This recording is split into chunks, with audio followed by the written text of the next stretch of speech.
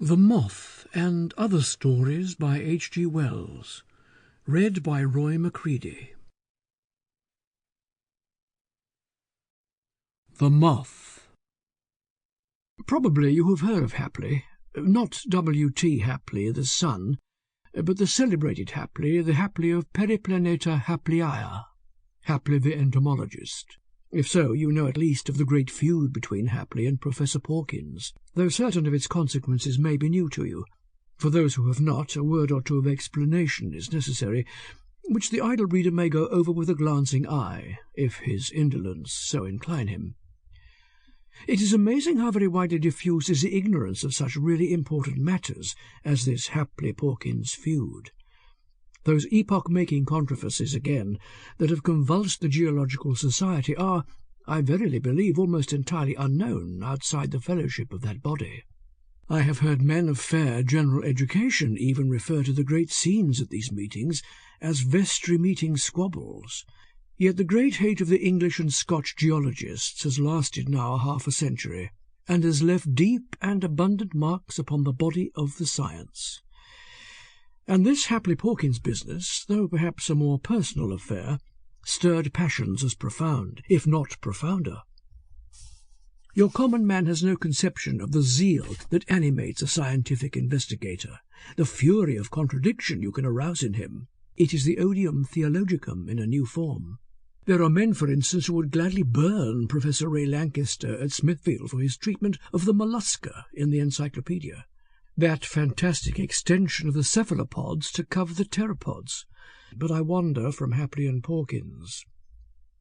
It began years and years ago with the revision of the Microlepidoptera, whatever these may be, by Porkins, in which he extinguished a new species created by Hapley. Hapley, who was always quarrelsome, replied by a stinging impeachment of the entire classification of Porkins.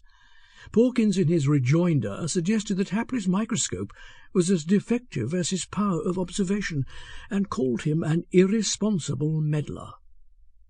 Hapley was not a professor at that time.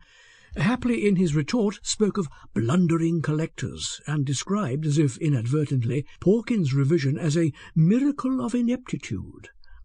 It was a war to the knife.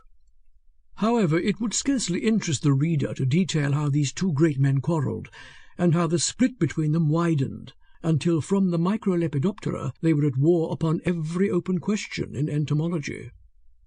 There were memorable occasions. At times the Royal Entomological Society meetings resembled nothing so much as the Chamber of Deputies. On the whole, I fancy Porkins was nearer the truth than Hapley. But Hapley was skilful with his rhetoric, had a turn for ridicule rare in a scientific man, was endowed with vast energy, and had a fine sense of injury in the matter of the extinguished species, while Porkins was a man of dull presence, prosy of speech, in shape not unlike a water-barrel, over-conscientious with testimonials, and suspected of jobbing museum appointments. So the young men gathered round Hapley and applauded him. It was a long struggle, vicious from the beginning, and growing at last to pitiless antagonism. The successive turns of fortune, now an advantage to one side and now to another, now Hapley tormented by some success of Porkins, and now Porkins outshone by Hapley, belong rather to the history of entomology than to this story. But in 1891 Porkins, whose health had been bad for some time, published some work upon the mesoblast of the death's head moth.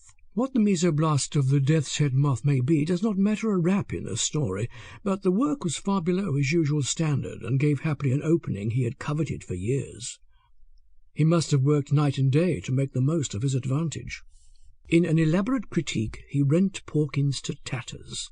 One can fancy the man's disordered black hair, and his queer dark eyes flashing as he went for his antagonist.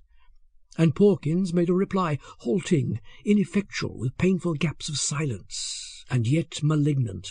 There was no mistaking his will to wound Hapley, nor his incapacity to do it. But few of those who heard him, I was absent from that meeting, realized how ill the man was. Hapley got his opponent down, and meant to finish him.